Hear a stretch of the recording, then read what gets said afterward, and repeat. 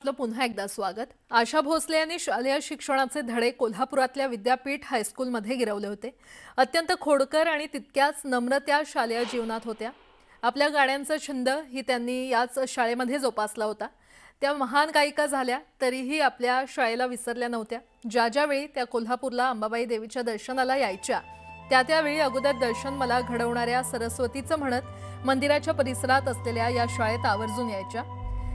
त्यावेळी त्यांनी लिहिलेल्या धड्याचं सादरीकरण त्यांनी याच शाळेत करणार असा निर्धार केला होता। या धड्याचं सादरीकरण करताना त्यांनी मला गाणं म्हणायला लावायचं नाही अशी अट घातली होती। मात्र विद्यार्थ्यांच्या घोळक्यात शिरताच त्यांनी आपलीच अट मोडून 20 गाणी गायली होती।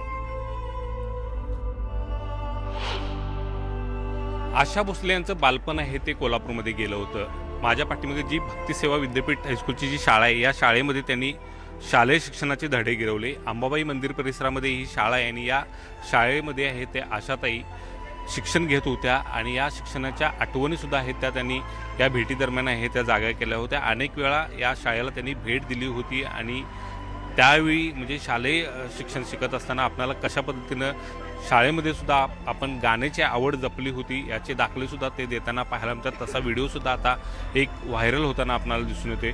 या शाळेचे शिक्षक आपल्यासोबत आहेत। नेमका आशाताईंचा शालेय जीवनातला प्रवास कसा होता तो आपण त्यांच्याकडून जाणून घ्या। साधारण कोणत्या इयत्तेमध्ये या ठिकाणी ॲडमिशन त्यांनी घेतलं होतं आणि कोणत्या साली घेतलं होतं? नमस्कार।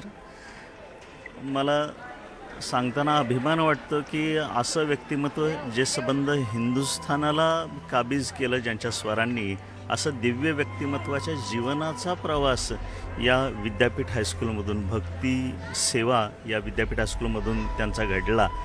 संपूर्ण मंगेशकर कुटुंबीय या विद्यापीठामध्ये शिक्षणानं संस्कारित झालेला आहे।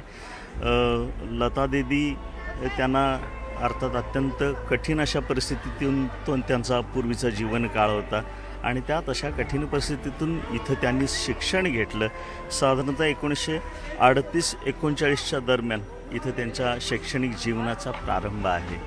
मागे 9 फेब्रुवारी 2010ला या विद्यापीठातील एक विशेष प्रसंग सांगतो। त्या दिवशी शासनानं कळवल्यानुसार लेखक आपल्या दारी या विषयाअंतर्गत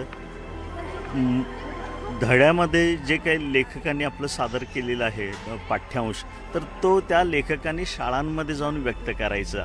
तर इयत्ता 8वीच्या मराठी पाठ्यपुस्तकामध्ये सप्तस्वरांची जीवनगाणी नावाचा आशाताईंचा एक पाठ आहे जो त्यांनी त्यात स्वतः व्यक्त केलेला आहे।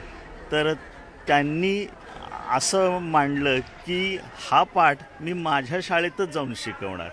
तर त्यानुसार त्या इथं आला। एक आमच्या 17 नंबरच्या खोलीमध्ये त्यांच्या त्या पाठ्यक्रमाचं सुंदर असं शूटिंग झालं, चित्रीकरण झालं। आशाताईंना एक श्रद्धांजली अर्पण केलेली आहे। मात्र त्यांच्या आठवणी चिरंतर मात्र या शाळेच्या आणि या परिसरामध्ये स्मरणात राहतील अशा पद्धतीच्या आहेत आणि त्या इथले शिक्षक अभिमानानं व्यक्त करताना दिसून येत आहेत।